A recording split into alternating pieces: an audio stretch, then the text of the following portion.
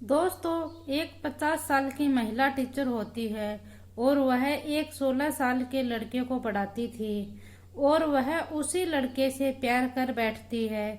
फिर उसके बाद यह सिलसिला कुछ इस तरह शुरू होता है कि वह जो महिला टीचर है वह कभी तो इस लड़के को 5 स्टार होटल में लेकर जाती थी, कभी अपनी कार के अंदर कहीं सुनसान इलाके में लेकर जाती थी और इस लड़के को यह ताकतवर गोलियां भी खिलाया करती थी और शराब भी पिलाया करती थी।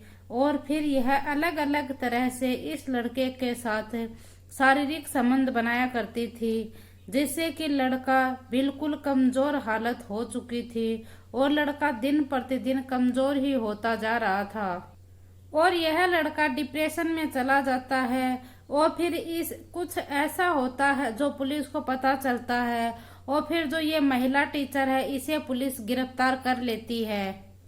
फिर इस घटना के बारे में शुरू से लेकर जानकारी जुटाने की कोशिश की तो पता चलता है कि इस महिला ने कैसे तो इसके साथ प्लानिंग की और कैसे इस लड़के को अपने प्यार के जाल में फंसाया था। और इस घटना का अंत अभी भी नहीं हुआ था और जब आप इसके बारे में सुनेंगे तो आप भी सुनकर हैरान रह जाएंगे। और यह महिला टीचर है, यह जो 5 स्कूल टॉप होती हैं उन 5 स्कूल टॉप में से एक स्कूल में यह टीचर है। तो चलिए जानते हैं हम आज की घटना को शुरू से लेकर आखिर तक। नमस्कार, राधे राधे, जय श्री कृष्णा। दोस्तों, मैं पूजा आज जो आपके सामने सच्ची घटना लेकर आई हूँ, यह घटना है मुंबई की और मुंबई की अंधेरी ईस्ट की। वहीं का रहने वाला एक लड़का है जिसका नाम अयान है और अयान की उम्र लगभग 17 साल के आसपास है और वह अपने परिवार के साथ रहता है। अयान अब कुछ दिन पहले ही 10th क्लास पास की थी और उसके नंबर भी कुछ ज्यादा खास नहीं आए थे और वह अब आगे पढ़ना भी नहीं चाहता था। और फिर जो अयान था उसकी जो फैमिली थे, परिवार वाले थे, वह भी अयान के ऊपर ज्यादा प्रेशर नहीं देते थे क्योंकि वह देख रहे थे कि पिछले 2-3 महीने से जो अयान था वह डिप्रेशन में था। वह किसी से कुछ बोलता नहीं था, किसी से कुछ भी नहीं कहता था। वह गुमसुम सुनसान सा अपने बिस्तर के ऊपर बैठा हुआ रहता था। और हैरान कर देने की बात तो यह कि अयान के पास एक बड़ा आईफोन भी है और जो अयान की जो फैमिली है वह बहुत ही करोड़पति फैमिली है। अयान की फैमिली कहीं घूमने जाती है तो अयान भी कहीं घूमने के लिए उनके साथ नहीं जाता है क्योंकि अयान के घर में नौकर चाकर बहुत से हैं। और अयान जिस स्कूल में पढ़ता था वह स्कूल भी इंडिया का नंबर 1 टॉप स्कूल था क्योंकि यह बड़ा पैसों वाला परिवार था और बड़े स्कूल में इस बच्चे को डाल रखा था और इसने अभी अभी ही 10th पास की थी। और अयान के जो परिवार वाले हैं, फैमिली वाले हैं, वह अयान से पूछने की कोशिश भी करते हैं कि आखिरकार अयान को हुआ क्या है। अब पिछले 2-4 महीनों से यह चुपचाप गुमसुम सा रहने लगा है क्योंकि यह पहले तो बहुत अच्छे से बोलता था, खेलता था, सबके साथ घुल मिल कर रहता था। और अयान की फैमिली भी थी, वह अयान को बार बार पूछने की कोशिश कर रही थी कि बेटा आखिरकार बात क्या है, तुम हमें बताने की कोशिश करो, तुम्हारी दिक्कत क्या है, तुम्हें कोई बीमारी है, तुम्हें कोई रोकता है या कोई डांटता है या फिर पढ़ाई की वजह से कोई दिक्कत है तो आप, या कोई दिल की आपकी बात है या फिर कोई ख्वाहिश आपकी तो आप हमें खुलकर बता सकते हो। लेकिन अयान ने अपने मन की बात किसी से कुछ भी नहीं बताई और फैमिली वालों को ऐसा लगा कि शायद अयान है यह पढ़ाई को लेकर डिप्रेशन में जा रहा है तो परिवार वालों ने उसकी पढ़ाई भी छुटवा दी थी और ऐसे ही कर कर दिन प्रतिदिन गुजर रहे थे। फिर आखिरकार 2 जुलाई आई और परिवार वालों को पता चला कि दरवाजे के ऊपर अयान से मिलने के लिए कोई आया है और एक लड़की है दरवाजे के ऊपर, वह अयान को बुलाने के लिए आती है और वह अयान को बुलाती है और कहती है कि जो अयान स्कूल में जिस टीचर के पास पढ़ता था जिसका नाम विनीता है वह अयान को बुलाया है उसने। और परिवार वाले सोचते हैं कि विनीता मैम ने अयान को क्यों बुलाया है। फिर जो अयान के जो परिवार वाले हैं वह कमरे में आते हैं, अयान से बोलते हैं कि बाहर विनीता मैम आई है, तुम्हें बुलाया है। जैसे ही अयान ने विनीता मैम का नाम सुना और फिर जो बाहर लड़की खड़ी थी वह यह भी बोलती है कि जो विनीता मैम है वह पिछले 2-3 दिन से अयान को बराबर कॉल कर रही है, लेकिन अयान ने जो अपना फोन था वह भी बंद कर रखा है। अयान तुम विनीता मैम का फोन तो उठा लो। लेकिन अयान जैसे ही विनीता मैम का नाम सुनता है तो अयान घबरा जाता है। वो परिवार वाले, फैमिली वाले लोग ये सोचते कि आखिरकार अयान ने विनीता मैम का नाम सुनकर इतना घबराया हुआ, इतना डरा हुआ क्यों है। फिर फैमिली वाले अयान से बार बार पूछने की कोशिश करते हैं, उसे भुलाकर पूछने की कोशिश करते हैं, उसे एक तरह से दिल की तसल्ली देकर उसे पूछने की कोशिश करते हैं कि तुम बताओ आखिरकार विनीता मैम से ऐसी क्या दिक्कत है कि तुम जैसे कि उससे इतना डर रहे हो। आखिरकार जो अयान है वह अपनी फैमिली वालों के आगे टूट जाता है और वह रोने लग जाता है। और रोता हुआ बिलखता हुआ अयान है वह अपनी फैमिली को बताता है कि मैं पिछले 1 साल से जो ये विनीता मैम है मैं इसी से परेशान हूँ, क्योंकि यह पिछले 1 साल से मेरे साथ गलत काम कर रही है। कभी तो ये मुझे 5 स्टार होटल में लेकर जाती है और कभी मुझे कहीं सुनसान इलाके में कार में बैठाकर ले जाती है और मुझे शराब पिलाती है और मुझे ताकत की गोलियां देती है और मुझसे गलत काम करवाती है। और फिर फैमिली वाले हैं वह तुरंत अयान को वहां से उठाते हैं और उसे सीधा जो अंधेरी पुलिस स्टेशन है वहां पर लेकर जाते हैं। और फिर जो पुलिस वाले हैं वह अयान से भी पूछताछ करती है। वह जो टीचर थी वह भी करोड़पति फैमिली से थी और जिस स्कूल में वह पढ़ाती थी उस स्कूल का भी वह नामी गामी स्कूल थी जिसमें वह पढ़ाती थी। उसमें कुछ गिने चुने ही टीचर होते हैं वह उस स्कूल में पढ़ाते हैं।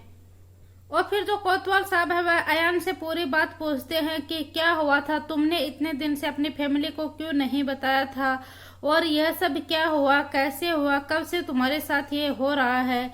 फिर अयान ने पुलिस वालों को बताना शुरू किया कि साल 2024 में स्कूल के अंदर एक नाटक प्रोग्राम था और मैं भी मैम के साथ ही था, मैंने भी नाटक में भाग लिया था। और फिर मैंने मैम के सामने ही, ये कमरे में और भी बच्चे थे और मैं मैम के सामने ही कपड़े बदले। जैसे ही मैंने कपड़े बदले तो मैम ने मेरे शरीर के ऊपर हाथ फेरा, तो मुझे पहले तो कुछ महसूस नहीं हुआ था।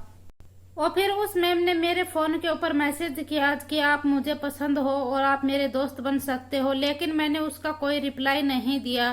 फिर 4 दिन गुजर जाते हैं और फिर मेरा एक दोस्त आता है। वह मैम मेरे दोस्त से बोलती है और फिर जो मेरा दोस्त है वह भी ऐसे बोलता है कि जो कम उम्र के लड़के हैं वह ज्यादा उम्र की जो टीचर है उससे दोस्ती कर सकते हैं और टीचर और स्टूडेंट आपस में दोस्ती कर सकते हैं। ऐसे ऐसे कर कर जो मेरा ब्रेन था वह वॉश किया गया।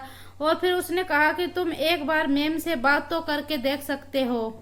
और वह कहता है कि मैम तुम्हें अच्छा नंबर देगी, तुमके ऊपर ज्यादा ध्यान देगी, तुम्हारे ऊपर, और तुमसे तुम्हारी पढ़ाई भी अच्छी करवाएगी। और ऐसे ही कर कर मैं मैम से बातें करना शुरू कर देता हूँ।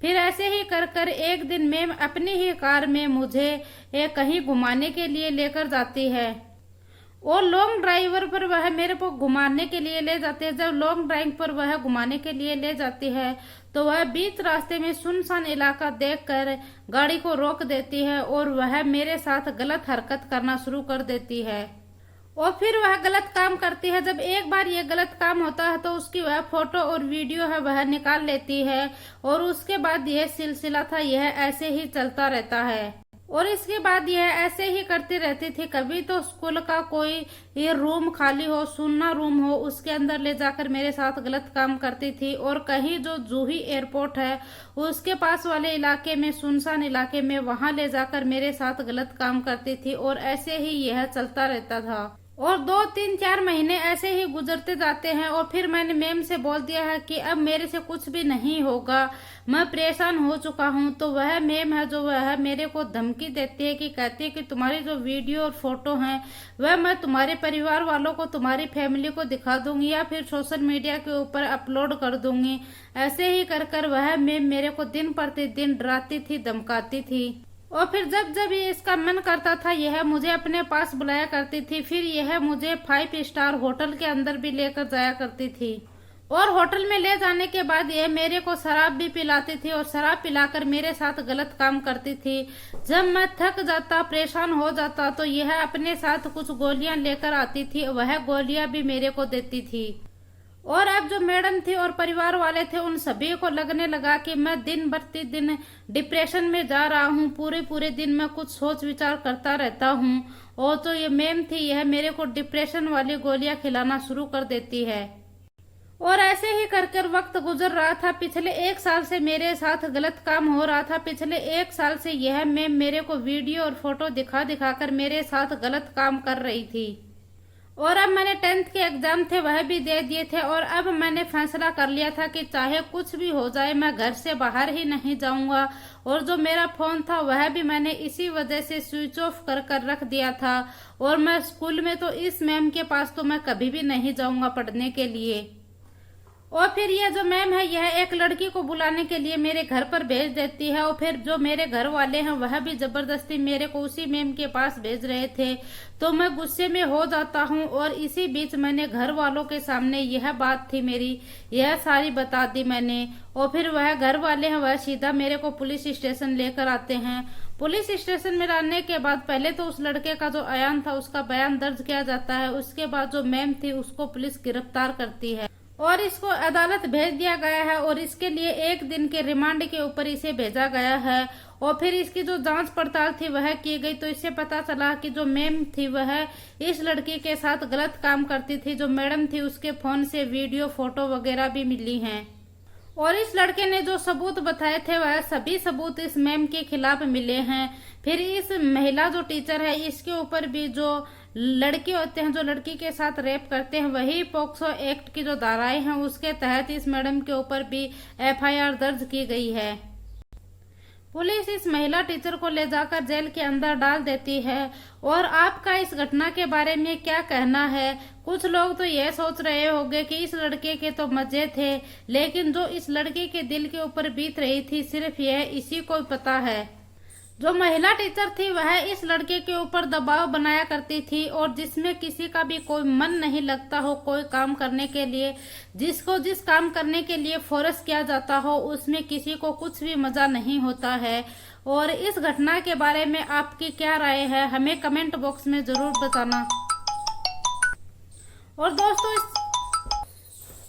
दोस्तों इस पूरी घटनाक्रम का सुनाने का उद्देश्य मेरा किसी को दिल को ठेस पहुंचाना नहीं है, किसी को परेशान करना नहीं है, किसी को आहत करना भी नहीं है, बल्कि आपको सचेत करना है, जागरूक करना है। जय हिंद, जय भारत।